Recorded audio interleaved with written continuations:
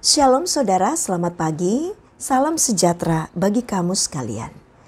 Senang sekali boleh diperjumpakan Tuhan melalui renungan pagi edisi Senin 7 November 2022.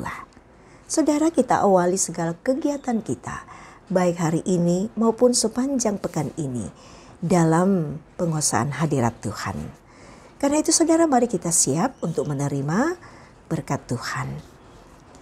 Pertolongan kepada kita hanyalah datangnya dari Allah Bapa, pencipta langit, bumi, laut, dan segala isinya. Kasih karunia dari Tuhan kita Yesus Kristus, pengasihan Allah Bapa, dan persekutuan dalam Roh Kudus menyertai saudara. Amin. Bacaan kita pagi ini adalah Hagai pasal 2 ayat 16 sampai ayat 20. Mari kita berdoa untuk membaca firman. Ya Tuhan, kami telah siap untuk membaca firman-Mu.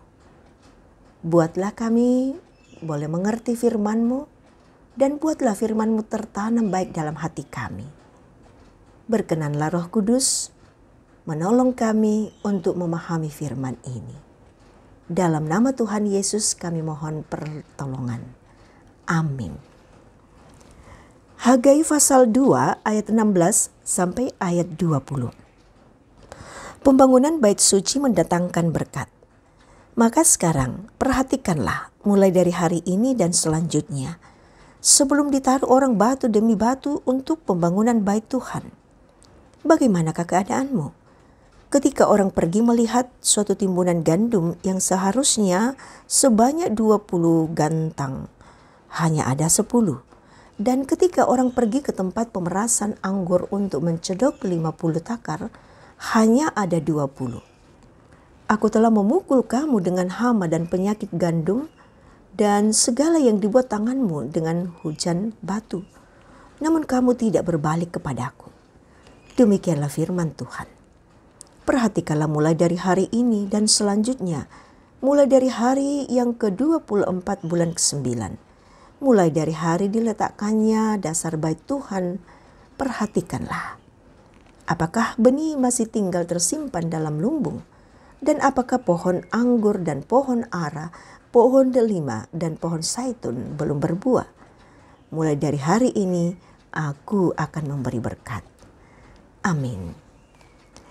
Saudara, pagi ini saya mengajak kita untuk merenungkan tema yang berbunyi hari-hari penuh berkat.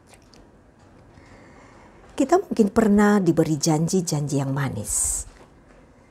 Ketika kita kesusahan, ada orang yang menjual sesuatu dengan janji bahwa itulah solusi yang akan memperbaiki hidup kita. Namun hati-hati, apakah itu benar? Ada hal menarik saat Tuhan dan umatnya membangun bait suci pada zaman Nabi Hagai. Ketika umat Tuhan lesu dalam pembangunan rumah Tuhan, mereka mengalami gagal panen. Sebaliknya, ketika mereka mulai membawa kayu dan meletakkan dasarnya, Tuhan membuat pekerjaan mereka tidak sia-sia. Jelas dalam ayat 19 pembacaan kita.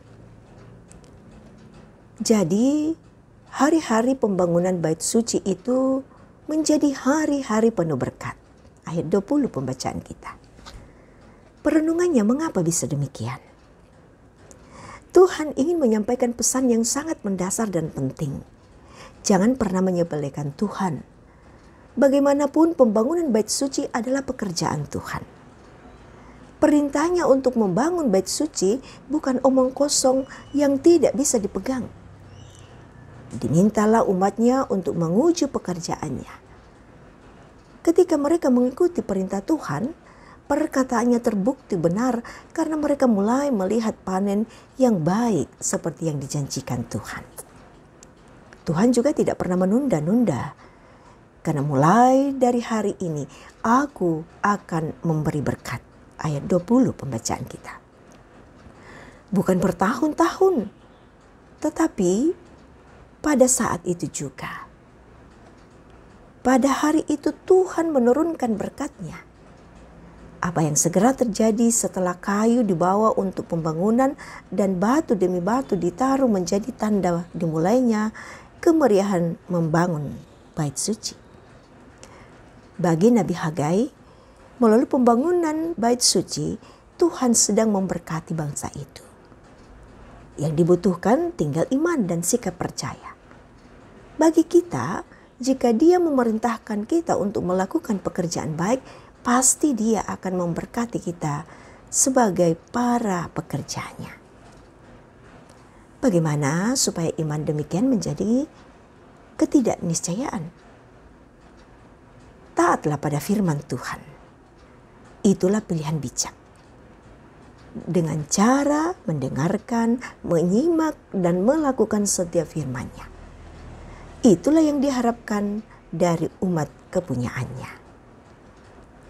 Hari-hari penuh berkat siap untuk dibentangkan Tuhan di depan umat-Nya yang taat dan turut mengerjakan karya Tuhan dengan sepenuh hati. Saudara, sekarang siap sedialah. Kita akan diberkati Tuhan dalam kehidupan kita. Tuhan memberkati kita. Amin.